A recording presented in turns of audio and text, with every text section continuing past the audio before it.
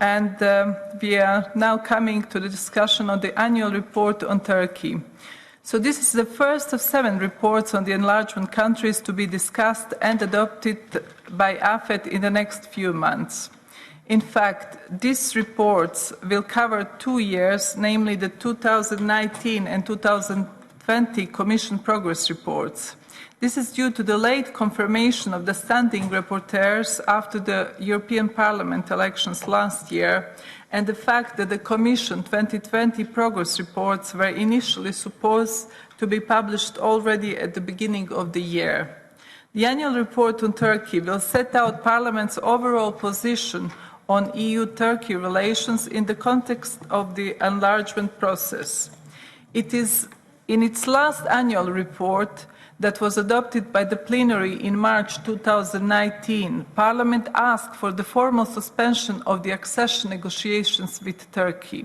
Since then, EU-Turkey relations have unfortunately deteriorated even further. Nevertheless, Turkey is and remains a country of a crucial strategic importance for the EU, and the EU has a strong interest to keep the country as close as possible. This is one of the messages that we took home from the AFE delegation to Turkey in February. Defining a mid to long-term strategy for the EU relations with Turkey therefore needs to be one of the EU key priorities in the coming months. AFET's annual report will be our main contribution to this debate. I would like to congratulate the rapporteur for his excellent draft and invite him to present it to us now. So, Mr. Nacho Sanchez Amor, you have the floor. Thank you. Muchas gracias, Presidenta. Ya lo ha expresado usted. Thank you very much, President.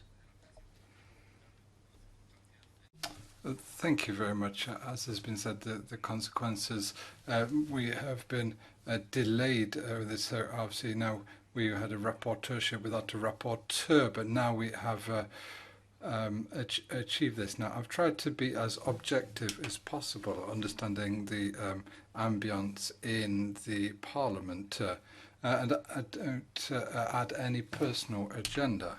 Now, as the Chair has said, there's been a whole range of reports on Turkey, very critical content. The most recent one from Kati Piri, I'd like to thank her for her support on this.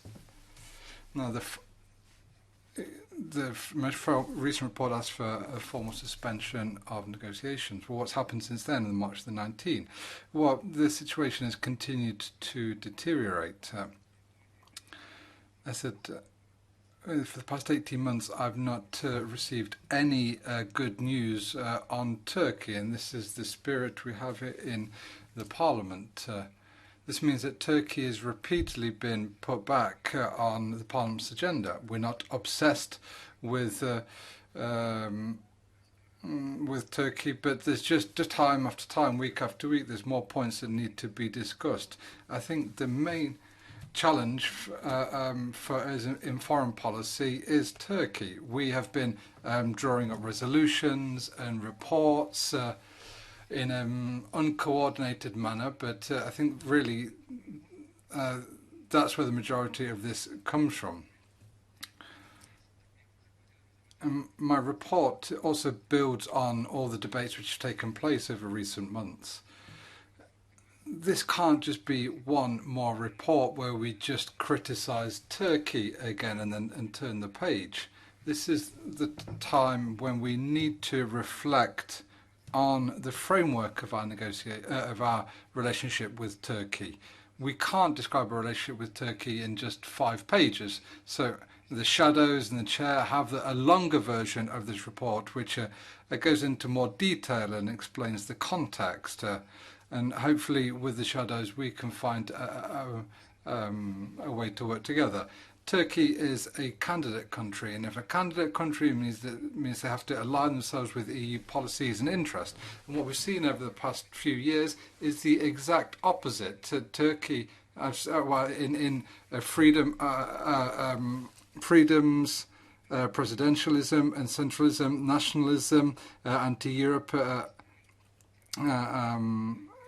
view, and aggression.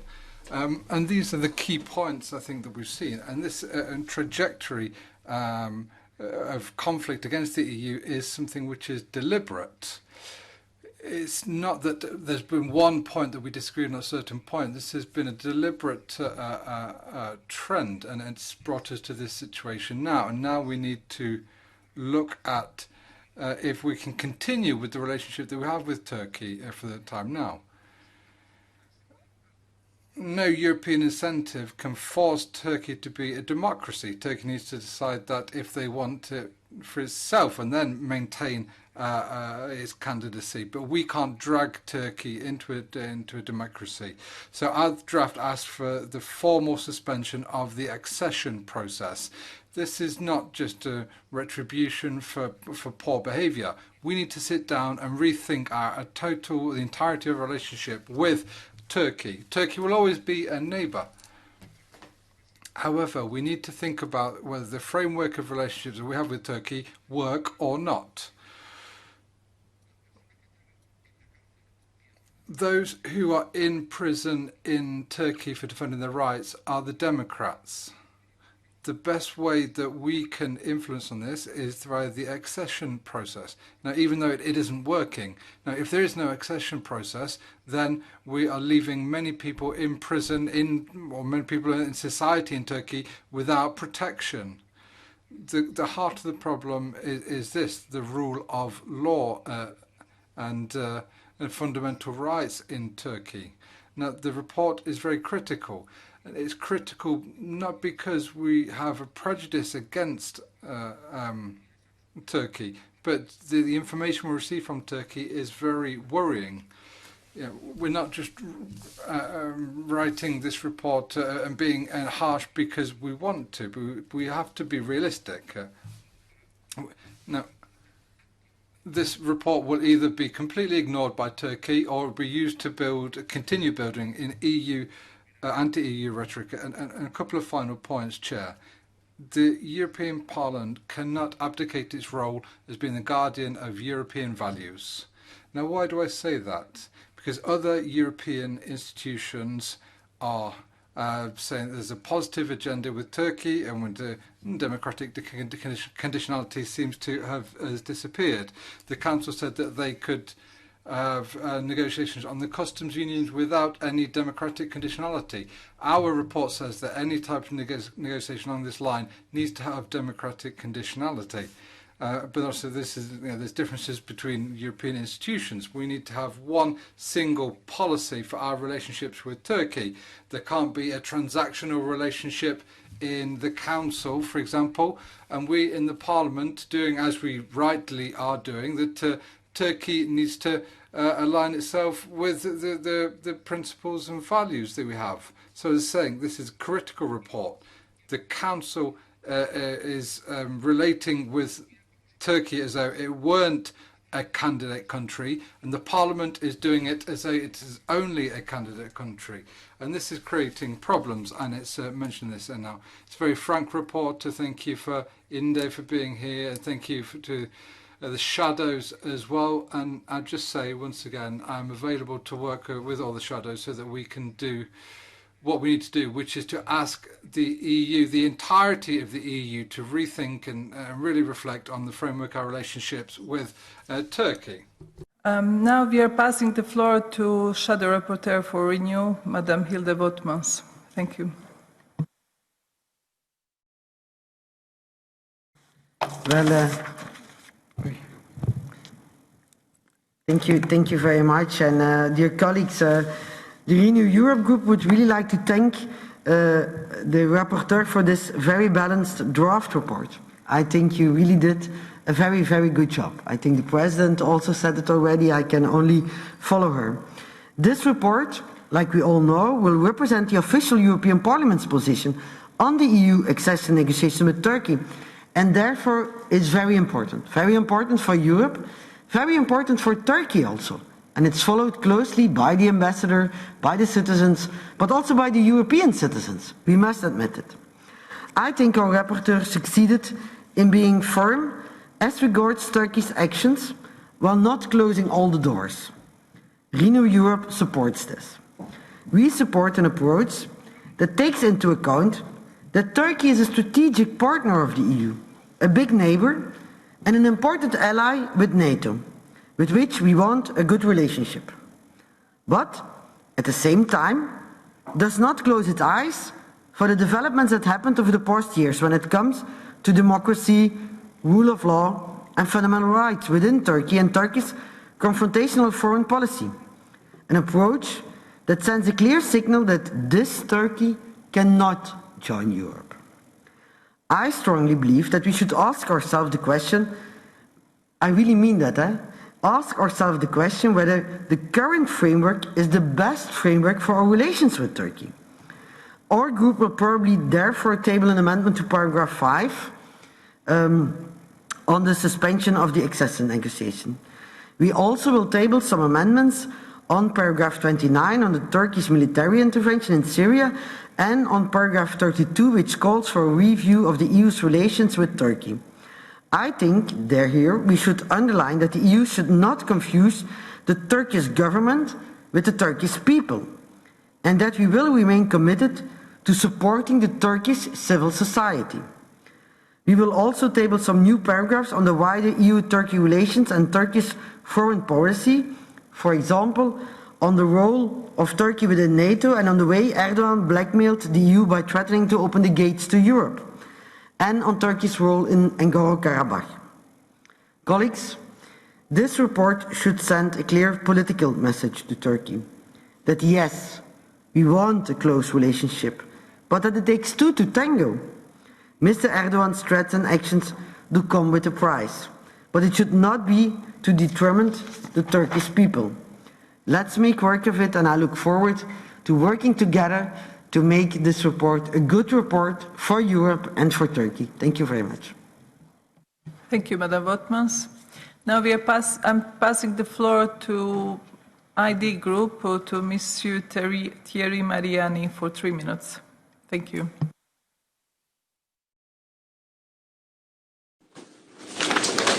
Merci beaucoup. La Turquie du président Erdogan glisse. Thank you. Turkey under Erdogan is slipping from the classic Turkish nationalism to Islamist imperialism, which is very difficult, dangerous for the balance in the world. And there's a very clear point in this report. It doesn't ask a clear question. Why is Europe blind to the actions of Erdogan? If we look at Syria, Nagorno-Karabakh, Cyprus, Eastern Mediterranean, illegal migrants, etc., etc. We could also say control and radicalization of Muslim communities in the European Union. We could say intelligence services in Western Balkans and violations of religious freedoms, above all for Christians and Jews. Now, having noted this non-exhaustive list of the activities of Mr. Erdogan, you refuse to put end to a definitive end to the accession negotiations. Now, despite the quality of the work which has gone into this from the rapporteur, I think we are missing a point here. And we need to stop focusing on inexistent conflicts elsewhere and look at the real conflict which is threatening the door. We need to reevaluate the relationship between the EU and Turkey, but on what basis? Erdogan has financed the Turkish economic miracle with economic relationships and now wants to continue to improve his situation with the customs union. Do we think that Erdogan, when he's even stronger, will be any different, or not be even worse? The foreign affairs minister said in a NATO meeting was that he, above all, trusted Germany as a transatlantic negotiator. So how can we expect that the German presidency of the EU can really act against Erdogan when the Turkish ambassador is supporting Germany? How can we really learn the rules of all this and say that Turkey does not have its place in Europe and we need to put an end to negotiations? But Turkey is our neighbour. Borders will not change and we need to have a clear agreement with this country. Merci, Monsieur Mariani. Now I'm passing the floor to our shadow rapporteur from the Greens, Madame Tineke Strik. Madame Strik, you have the floor. Thank you. Thank you very much, Chair, and also thanks a lot for the rapporteur for this very important and also good report. I talk on behalf of Sergio Legodinsky, who will speak later on as a chair of the EU-Turkey delegation. But actually, we very much agree on the level of concerns that the rapporteur expresses in this report regarding the human rights situation in Turkey. However, the rapporteur takes different conclusions than we do, and maybe that's more for strategical reasons that we have another view. The rapporteur recommends to suspend the accession process, but actually we would rather prefer to keep the accession process frozen, not suspended, also because to allow support for civil society and democratic Turkey to go on. I really think it's important to keep the ties with them and to have a kind of, the incentives that the accession process provided to strengthen their position in Turkey. So we'd rather keep this process as an incentive for reforms, however, keep the process frozen. We would like to emphasize the importance of the release of political prisoners, especially under the current COVID-19 situation. And we would refer to the deplorable situation of Osman Kavala, Selaton Demirtas, and Cihan Edal, who do not have access to counselors and are in a very bad situation. We would also like to emphasize the situation of Kurdish minorities. We really would like to see the return of the peace process and also an improvement of the situation in southeast Turkey, which is currently unacceptable. Also, the mayor's situation is still not solved in a spirit with any democratic standards. The mayors of cities, this is much better. This was really difficult to hear also for you, I think. The mayors of cities like Mardin and Diyarbakir and many others are out of offices, and this is really unacceptable. This really should change. And I would also like to emphasize the AGP and its youth organization are still under constant harassment. However, I would also, in addition to this, draw some attention to the situation of refugees in Turkey. They are also, many of them below the level of poverty. Many of them have lost their jobs, and now only still 100,000 of the few million Syrian refugees have a working permit. So they are very vulnerable, and also the human rights situation in the removal centers is very bad, and there's still no access to legal counselors, and even UNHCR does not have any access, although we hear rumors all the time that voluntary return declarations are signed under force. So then people are returned to northeast Syria without their consent, and still we know the situation in northeast Syria is very bad. So we would like to urge the rapporteur to demand that in a renewed EU-Turkey statement there will be human rights clauses, and we will need to impose conditions on access for UNHCR legal counselors in the removal centers, and for a strong improvement of the human rights situation of refugees in general. Thank you very much. Thank you, Madam Strik.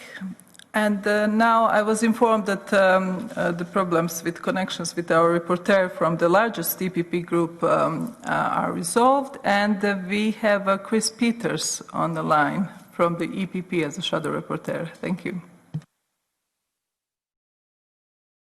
Thank you, Madam Chair, that you finally give me the floor, because I was already connected since 9 o'clock this morning. But that is not a problem. That finally you give me the floor. First of all, I would like to thank the rapporteur for his draft report. I feel that the text is well structured and the choice of topics is very balanced. And as regard to Turkey, I am concerned, like the rapporteur and also other colleagues, about deterioration in three main areas. The first one is the rule of law and fundamental rights. Turkey has increasingly distanced itself from the EU values. Secondly, institutional reforms. Turkey has adopted aggressive reforms which are not in line with the Copenhagen criteria. And thirdly and lastly, the Turkish foreign policy. Turkey is involved in many conflicts and is often the instigator. That are the three main areas where we see that it's going not in the right direction, negative direction. All these elements call for a profound assessment of relations with the Republic of Turkey. And however, the assessment should also take into account that Turkey remains an important trading partner and is potentially an essential ally, which should contribute to preserving the stability in the region that we must also take note of. And with this being said, together with my EPP colleagues, I will table amendments in line with the comments that I've made, but I am convinced that with the rapporteur and also with the colleagues, shadow rapporteurs, we will find a lot of compromises and a very strong report at the end of the debate. Thank you once again. Thank you also for giving me finally the floor. Thank you. Thank you, Mr. Peters. I think there were some communications problems here. Now we are passing the floor to the ECR and to Shadow Rapporteur, Mr. Waszczykowski, our Vice Chair as well. Thank you.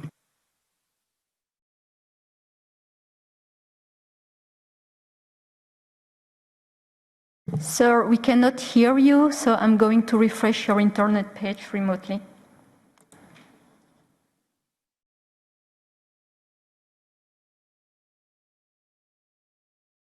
Could you please now try to speak? We cannot hear you. We are going to contact you. Yeah, while we are waiting for the technical problems to be resolved, we are passing the floor to GUE Group and Shadow Rapporteur Georgiou. Mr. Georgiou, you have 3 minutes. I'm sorry, you have to wear the masks. Sorry, it's just privileges.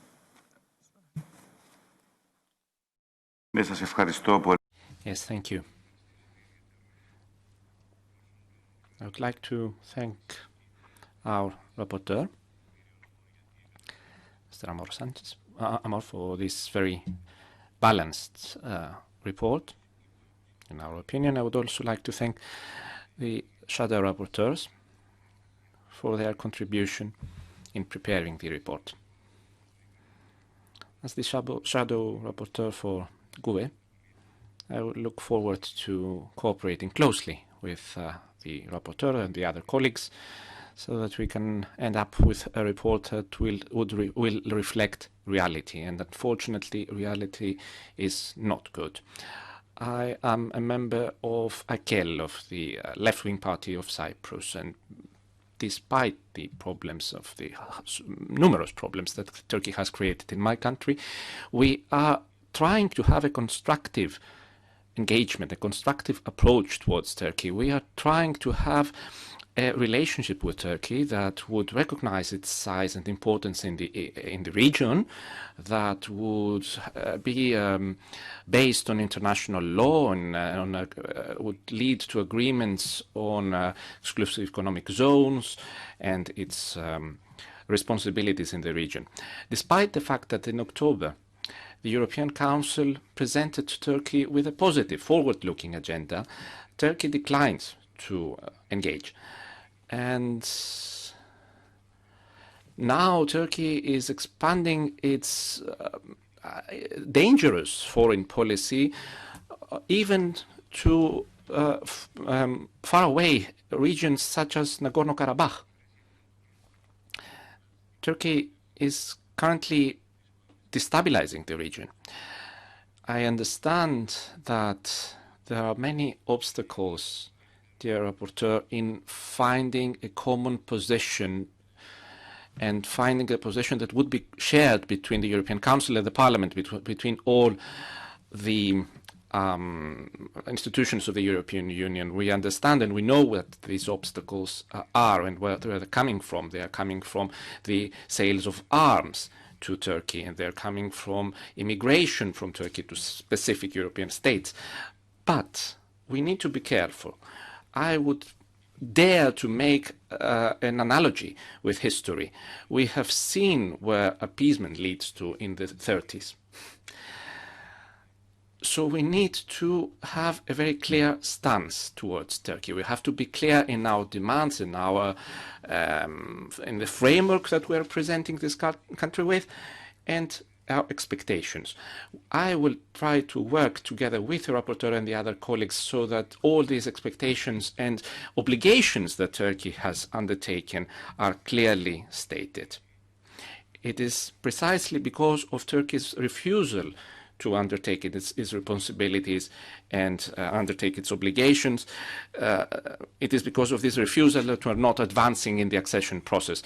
And I finally hope, Mr. Rapporteur, that our effort will be positively responded to from the Turkish side as well. I'm hoping that we will be able to restore the dialogue between Turkey and the European Parliament, which is something that has stopped for many years as well. Thank you very much. Right. Thank you very much, Mr. Georgiou. And now I will pass the floor to the chair of the delegation to the EU-Turkey Joint Parliamentary Committee, Mr. Sergej Lagodinsky. Mr. Lagodinsky, you have the floor.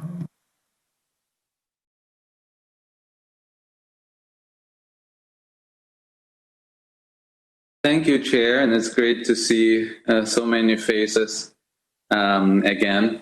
Thank you to the rapporteur and thank you to the shadows for this first round of feedbacks.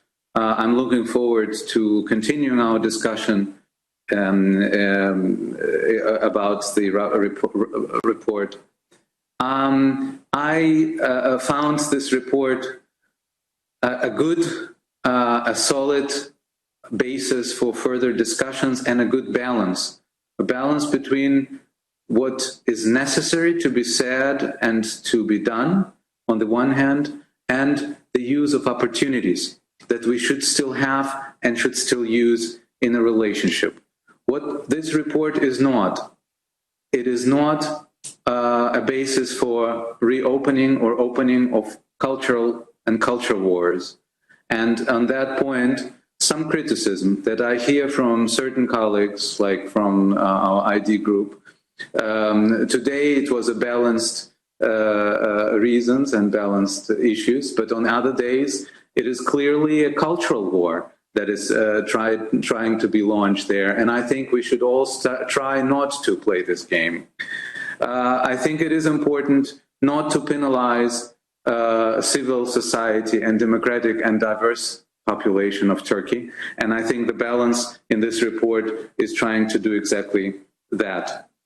I think what we need is to be strategic, not reflexive in our ways of how we speak about that. We should make clear and effective signals to Turkey, but we should not, and I think this is important, to slam and try to slam as many doors as possible. Because when the doors have been slammed, it's sometimes very difficult to reopen them. And we need a common basis that would allow us to have leverage and to increase leverage. I agree with that, on the Turkish government and on the Turkish governing leadership. By slamming doors, by stopping something and by suspending something, I think we risk losing even the little leverage that we have. What I say to my friends and colleagues in Turkey, however, is a very clear message. And the report is conveying this message as well. We are not going to compartmentalize our relationship. We will not be looking only on trade without looking on democracy. We will not be looking only on military cooperation without looking on this geostrategic failures of this leadership. We will look at this holistically, and this will make it difficult, yes, but it will make it clear what our priorities are. And our priorities are with human rights, with people, with democracy, and with the peace in the region, and including the neighbors of Turkey and members of this European Union. On that, we will stay clear no matter what. Thank you, Mr. Lagodinsky. Now we are coming back to our shadow rapporteur from the ECR, Mr. Waszykowski. Do we have Mr. Waszykowski online? He's disconnected. So finally, we will pass the floor to S&D member, Mr. Mavridis, who asked for the floor. Thank you. Mr. Mavridis, you have the floor. Thank you very much, Madam Chairwoman. Good morning, everyone. I'd like to echo what has already been mentioned by many of my colleagues, that this draft report, it's a very good starting point. Of course, we have some amendments and we would have extensive discussions about this, but I think we should all thank Nachos for his good effort, and it's not an easy job, I know. Now, just a few comments I'd like to make is this. Our relationship with Turkey certainly is not just a matter of geography. It's a matter of respecting rules and meeting criteria. Especially respecting the minorities and the human rights, just looking at that, the record on the domestic affairs of Turkey is very clear. In fact, I would repeat what other people have said, not now, but in the past, that had we gone back, Turkey would not even get, given today's record internally, would not even get an accession process stage. So I wonder many times, does Turkey enjoy some sort of immunity? Of course, the answer is, of course, not. So we need to go beyond words when it comes to Erdogan regime. And we need to be clear. For example, we need to be consistent. The accession process, it's something that, to my understanding, can stay there. But the customs union, it's a huge leverage that we never use. Now, I will finish up by just saying that we cannot deny realities, but I don't think that repeating words and recommendations will have any effect on this Turkish government.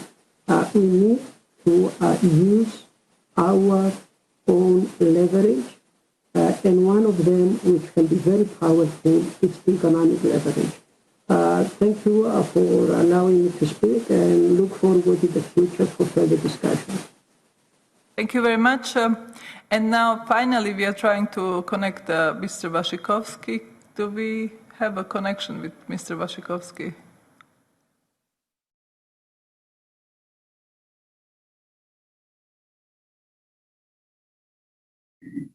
Okay, Mr. Waszykowski. Yes. Can you see me? Can you hear me right now? Yeah, you can speak now. Yeah, thank you very much. Dziękuję bardzo. Thank you very much for giving me the floor. Thank you for the draft report. I have a number of comments. You need two to tango, someone said. So we have to expect some obligations to be met by Turkey, but also Europe has to deliver.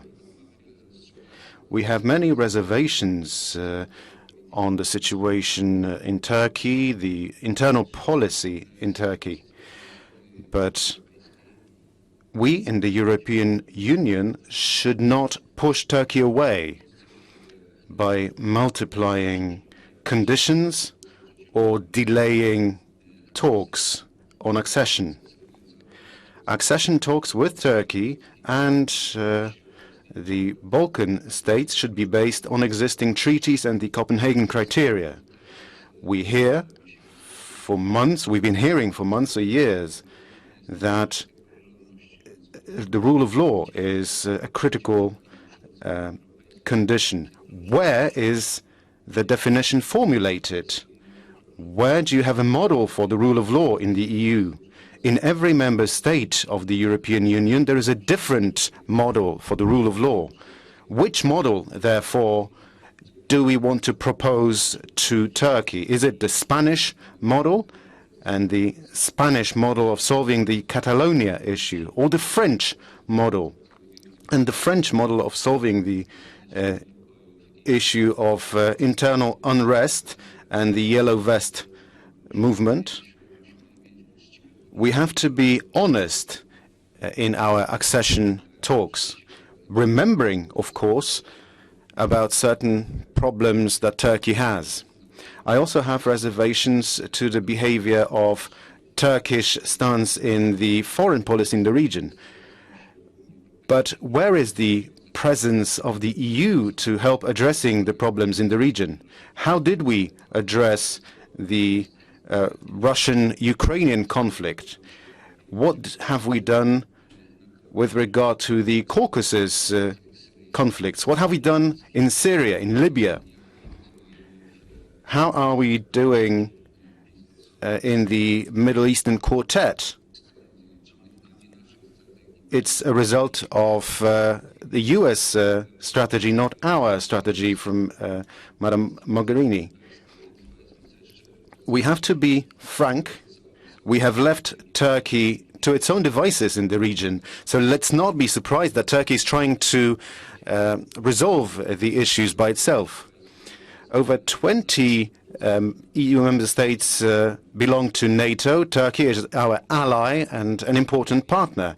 So we cannot put out red carpets to Russia, but we are pushing away our ally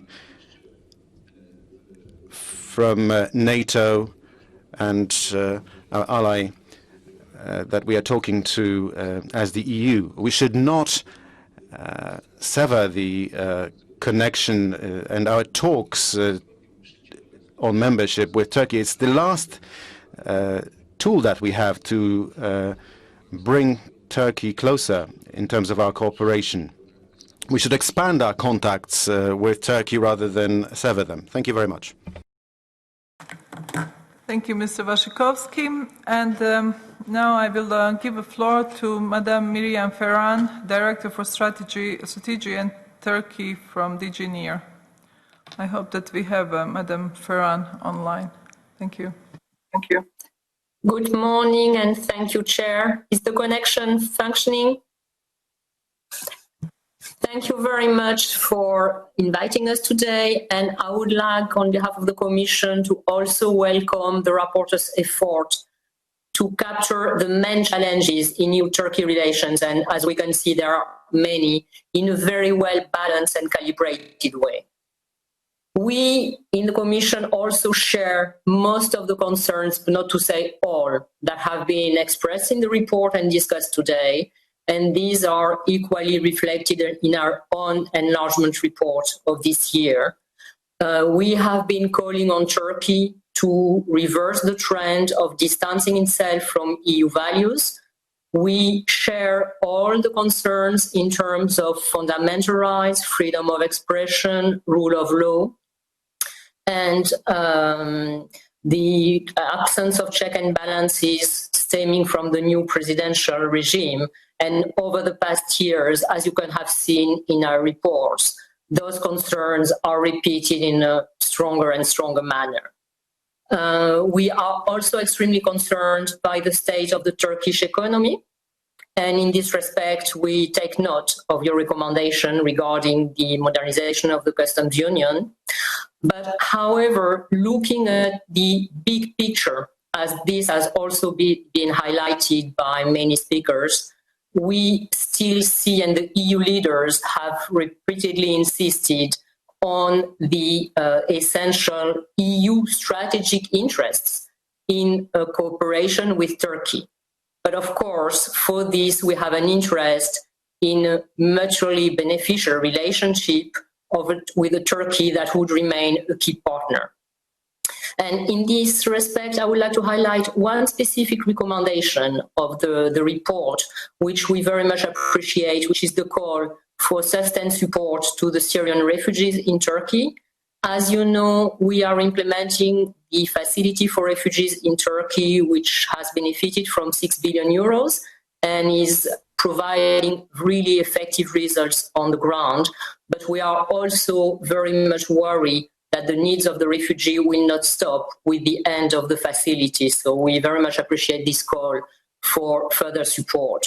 We are also very committed to continuing supporting the specific issues where we do have a joint interest and where there is a clear EU interest. And this in particular concerns the support to civil society, human rights defenders, which is our top priority in implementing the financial assistance for Turkey.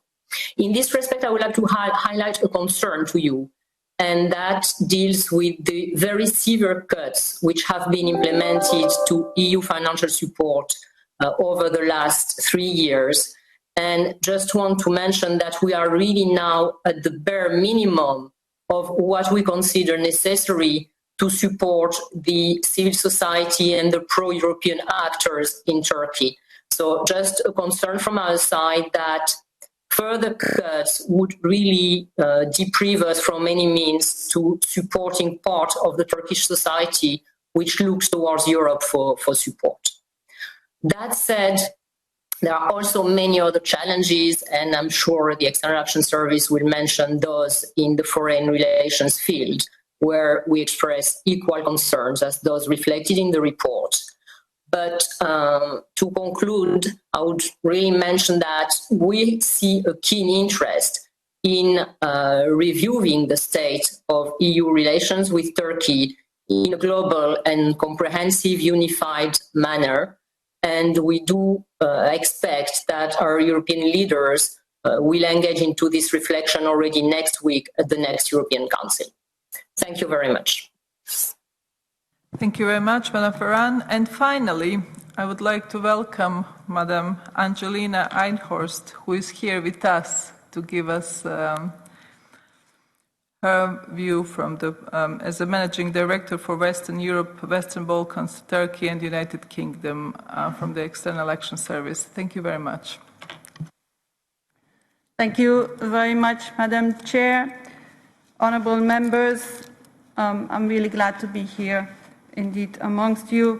I would want to congratulate Honourable Member Nacho Sanchez-Amor. We have an excellent cooperation, and I want to thank you for this, for your draft report and for all your messages in there. This report clearly illustrates the challenges we currently face in our relations with Turkey and the concerns we share about the developments inside Turkey, but also the region as a whole, and it was mentioned by a number of members. Madam Chair, you said that Turkey should be a high priority for all of us, and the rapporteur did say across all the institutions. Absolutely, we agree to this. We need to defend our own strategic interest in our relations with Turkey, and indeed never forget, totally mindful, this is the driver of our work, the guardian of EU values. We cannot let down the people in Turkey who truly want an open, democratic, vibrant, diverse society to live and work in together with all of us. That is the strategic outlook we need to work on. However, and we see in all the work, the follow-up we have done on our side, High Representative Borrell, the team in the External Action Service, the Commission, of course, Council, but all the members here present and on the web connected, all those who have a key interest in working with Turkey, we follow up on the different strands that have been very, very well presented in this report. I don't think that any point has been left out, Rapporteur, you have not touched on, and you always touched on it in a critical mind, but still in a constructive way of trying to see how we can get out of a situation where, for the moment, we are only addressing de-escalation, trying elements not to get worse, while if we look a few years ago, our relation, EU-Turkey, was actually a vast relationship covering all areas of cooperation, and my colleague Miriam from the Commission knows this extremely well. So we need to move back to getting a better, deeper, constructive relationship. We have conveyed over the past months, and even before, many messages publicly, privately, to our friends in Turkey, to the authorities, to everybody who feels that it is important and key interest to have this relationship, and also following up. It was said the European Council conclusions of 1st of October, they were actually reaching out to the Turkish authorities and our friends in Turkey to make sure that we can have a fundamental change of attitude on the Turkish side. Our position is very clear. It's very well known in Ankara. Unfortunately, so far we have not seen enough signals coming out of Ankara to say that we are ready to reset and to rework 4 key strands. These are not just foreign policy, it's internal and external, need to start, Chair, and the rapporteur knows this very well. It's the consultations, the exploratory talks between Greece and Turkey, the centerpiece of how can we all collectively support resolving the Cyprus issue. And you mentioned very correctly, Rapporteur, a viable settlement on the basis of bi-communal, bi-zonal federation with a single international legal personality, single sovereignty, single citizenship, and with political equality between the 2 communities. We fully support the Secretary General of the United Nations in his efforts and his envoy's efforts to try to get the parties to the table again. The 3rd track of, as was mentioned, the positive agenda. How can we even think of launching a positive agenda if all the other elements are not in place, which were all mentioned? And we do really want to do this, and this is the message to Ankara. And then the High Representative has also been asked to look at the modality of a possible Eastern Mediterranean conference. Here, Chair, I just want to share that some thinking is ongoing, but again, we need to have, of course, all the elements in place. There are some signals coming out of Ankara. It is little. I wouldn't say it's too late. In diplomacy, we don't want to say that things are too late, but we need much more signals, positive signals we can actually work with, indeed, in preparation for the next European Council. We'll take stock of the matters, but also more so in all the work we have with you members here in Parliament and across all the institutions on EU-Turkey relations. Thank you, Chair. Thank you very much for this really good explanation of the situation that we are facing with Turkey. And now I will give the floor to the rapporteur to wrap up this discussion. Mr. Sanchez-Amor, you have the floor. Gracias. Thank you very much, Madam Chair.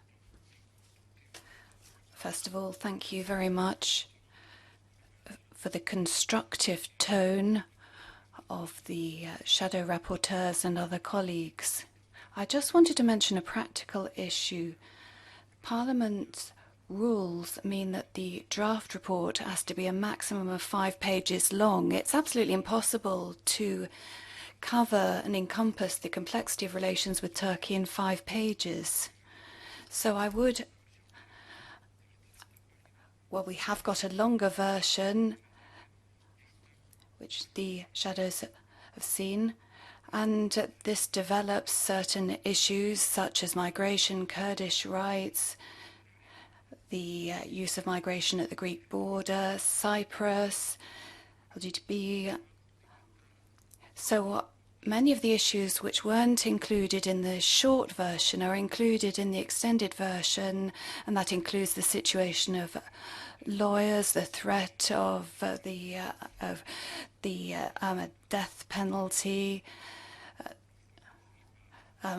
prisons, IPA funds, as mentioned by Mrs. Ferran, the role of unions, the Santa Sofia, Istanbul Channel, the boycott of French products overflying Greek territory.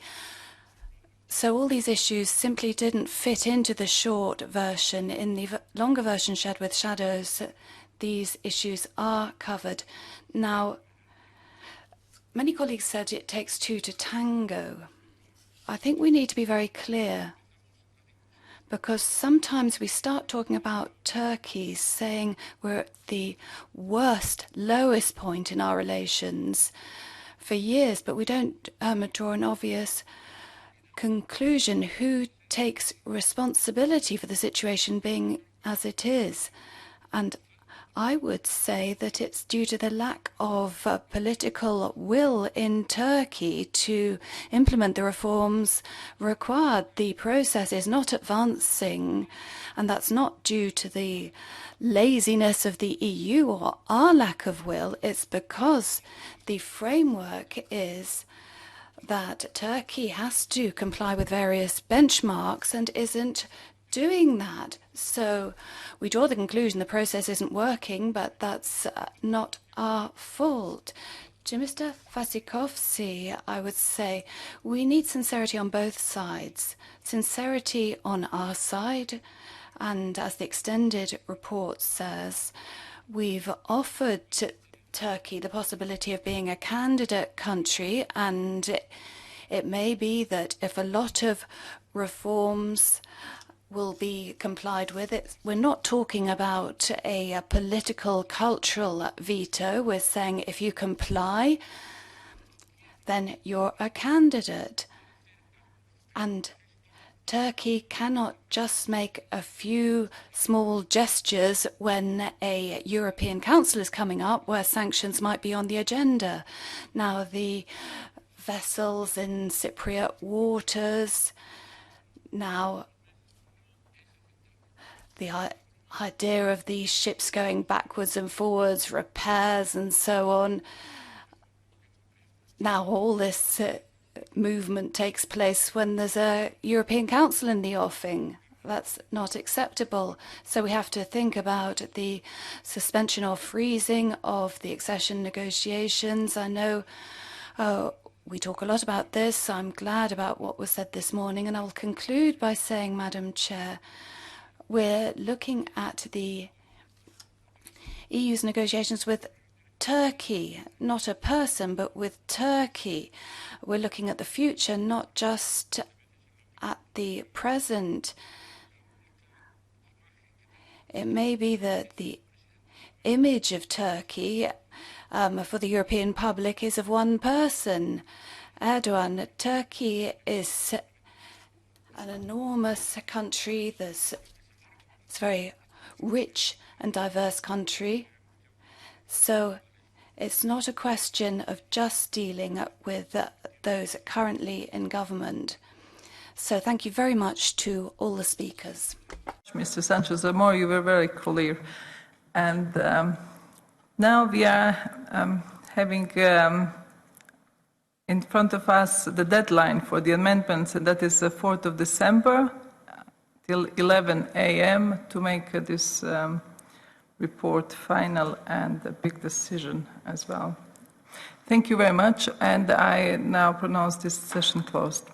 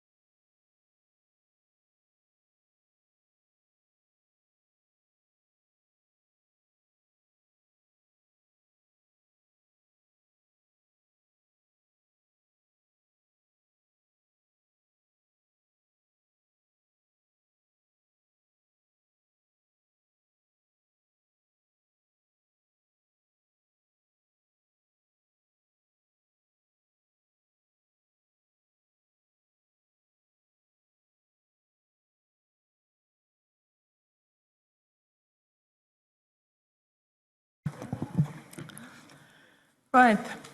So now we are continuing with the 2019 discharge, general budget of the EU, European Commission.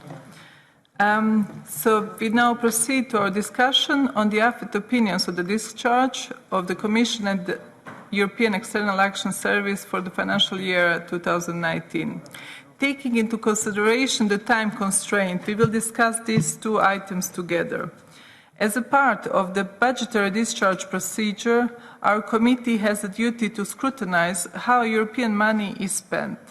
In this respect, we need to take into account the specific nature of EU external actions and avoid oversimplifications.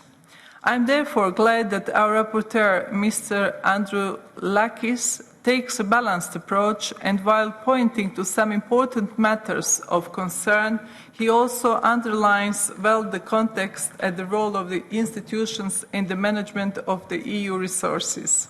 Let me remind you that in the case of the Commission, we will discuss the spending under the heading 4, Global Europe, while in the case of the External Action Service, we are discussing the administrative budget of the institution. Without further ado, I invite the rapporteur to present his draft opinion. Mr. Androulakis, you have the floor.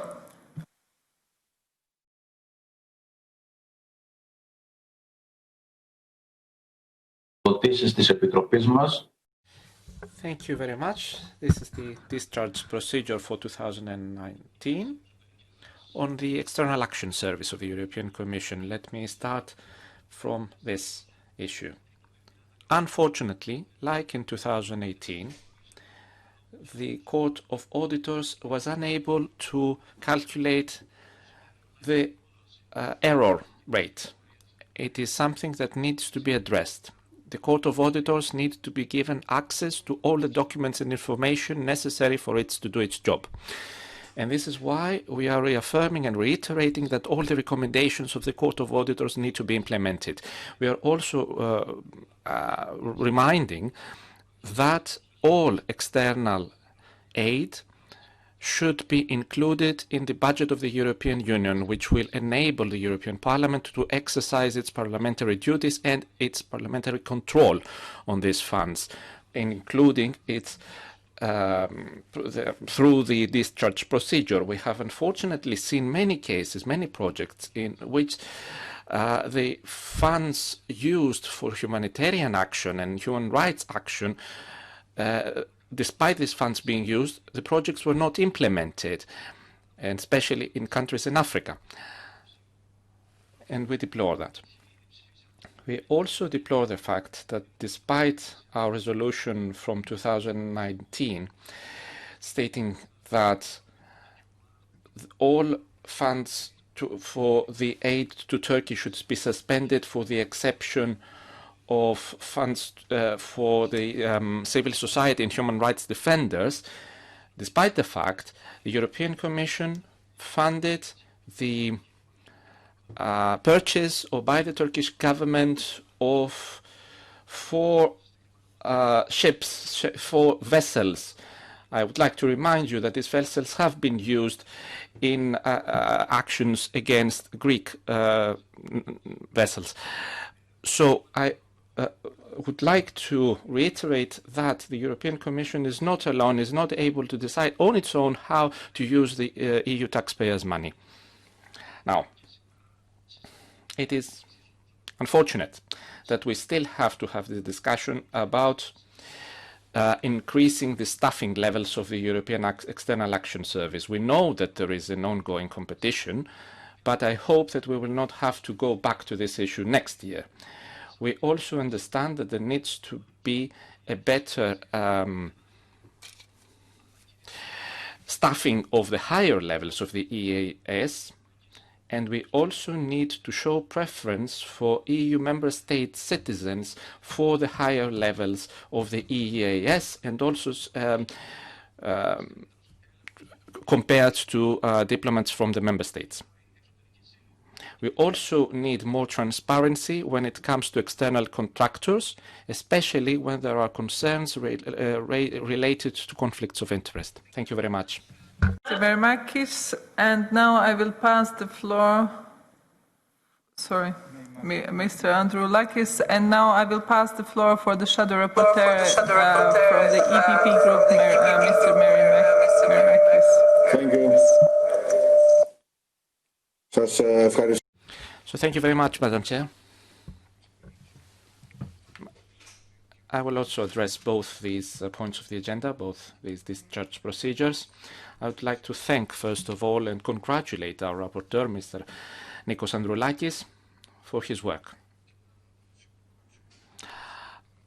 I completely agree with all his observations, and I completely agree on the points he raised, especially when it comes to funding of Turkey. We should see the obvious link between this discussion and the discussion we had before. And let me say that I will submit some amendments by tomorrow morning on the report, going in this respect. I believe that both the reports are well balanced and they are a good starting point for our discussion. And this goes both for the report on the European Commission General Budget discharge and the discharge of the EEAS.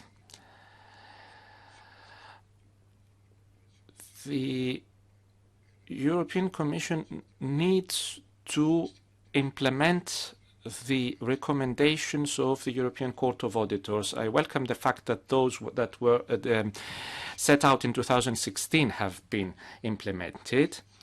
When it comes to the European External Action Service, we know that we have discussed the issue of combating disinformation in the past, and we have recognized the importance of it.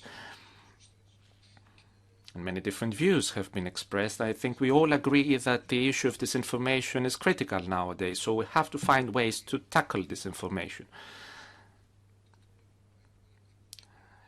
And why am I raising that? I'm raising that because I know that the European Court of Auditors is preparing a report on the issue. I will be waiting for this report in 2021, and I hope we'll be able to take into account their recommendations when it comes to disinformation as well, to projects to combat disinformation, that is. I'm looking forward to these debates, and thank you very much. Thank you very much, Mr. Mamerkis. And now I will pass the floor to our shadow rapporteur from Renew Group, Mr. Urmas Paet. Mr. Paet, you have the floor.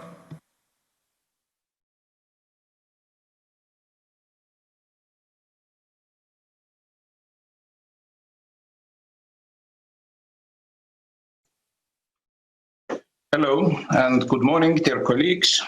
Following the short opinions on both the Commission and EEAS discharge, it is necessary to ensure better efficiency and transparency of EU funding.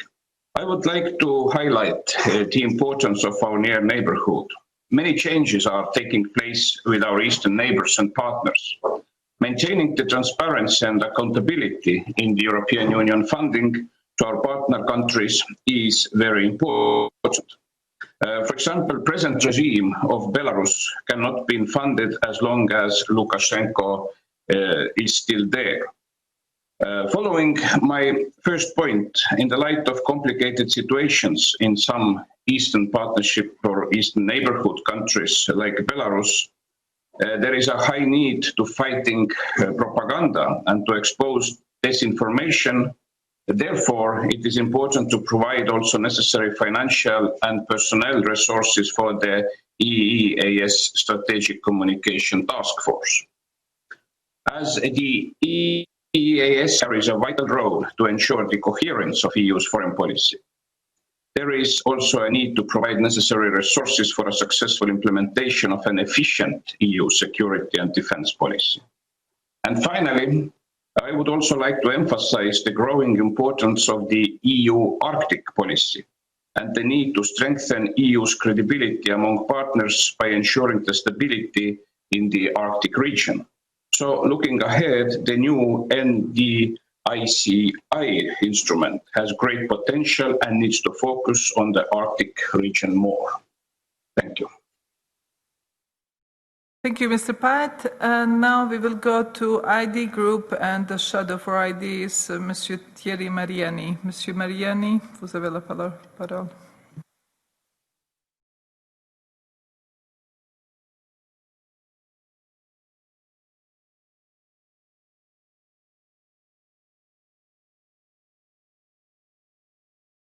Please press the speak button. Yes, thank you. Sorry for the problem. Sans surprise, le rapport de décharge. Well, it is with no surprise that this discharge report supports the Federalist vision of the European Commission here. We cannot remain silent in this context. Brexit is a major turning point when we look at the staff in this area. Annegret AKK from Germany. Unfortunately, there are major audio problems here. And we have the question of what the role of this service is. So I think this institution is still focused on Atlantic and NATO reviews, and they talk about being progressist, but I think we're missing the key points here. Every year there's 3 to 4% increase in credits for the EEAS, and this is leading to a greater influence of the EEAS. Now this is undermining the foreign officers of the member states, and also when we look at recruitment now, there's a focus on secondments from member states. However, more than two-thirds of the staff are ad hoc, and this is drawn from outside the diplomatic corps of member states. So this is a counterpoint to a counterweight to the role of member states, and I think this is diplomatic mercenaries, and we are seeing that this is going against the good interests of the vast majority of member states. So question is quite simply, why are we increasing the budget for the EEAS for countries such as France, where this is just increasing NATO's...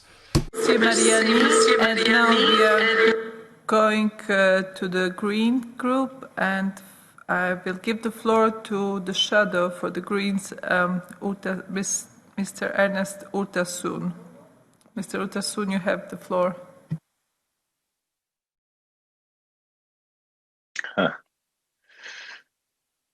Sir, could you please reverse your camera? Thank you. Yes. Yes. Yeah. Sorry for that. You were seeing my table. Sorry for this. Thank you so much to the rapporteur for the two texts, which we appreciate a lot. I'm just going to make a couple of comments. So starting by the discharge on the European Commission budget, we agree with all the comments made in relation to the European Court of Auditors suggestion. So I think this is an important part of it. And in the point number 3, we agree that the humanitarian objectives, such as preserving the dignity and human rights of migrants and other vulnerable groups, have not been met in the implementation of action on the different trust funds. I think this is an important point, and we would like to support that. And also your call to on the Commission to increase the scrutiny in the actions of the implementing partners of those trust funds. So in those 2 points, you have our full support on that, and I think they're extremely relevant. And then if I go to the European External Action Service discharge, we fully support the rapporteur's approach, also saying that the enhanced role that we all want to see on the EIS has not have an immediate budgetary implication, and that we need to further develop the support of for the staff resources needed for the EIS to well develop its job. Also very well noted your second paragraph on the still lack of gender equality balance in the top positions of the EIS. We fully support you on that. We will make probably some suggestions here, building from the report on gender equality in foreign and security EU policy. But that particular paragraph is very important. And also, I would like to support particularly the point number 5, where you emphasize the need for the EIS to fully comply with the Commission guidelines on whistleblowing, which we believe is also extremely relevant. So all in all, we agree with the text presented. We will make some suggestions to improve here and there, but we would like to thank the rapporteur for his proposals. Thank you. Thank you very much. And now we are going to ECR group, and the shadow for ECR is Mr. Angel Jambaski. Mr. Jambaski, you have the floor. Mr. Jambaski is not present. Okay, right. I was just informed that we don't have the other rapporteurs, and we are going now to our rapporteur, Mr. Androulakis, to wrap up this discussion. Thank you. Mr. Androulakis, you have the floor. Thank you very much, Madam Chair. Well, listening to my colleagues, to the shadow rapporteurs, at least those who are members of democratically minded parties, I am sure that we will be able to find common ground. Let me just remind you that the deadline for amendments is the 11th of December, on 11 a.m., and we will immediately afterwards have a shadows meeting. Thank you very much, and I'm looking forward to this cooperation. Thank you. Mr. Androulakis, so as you have already announced the deadlines for the amendments, now I will just resume this session, and thank you very much for following our committee. Thanks.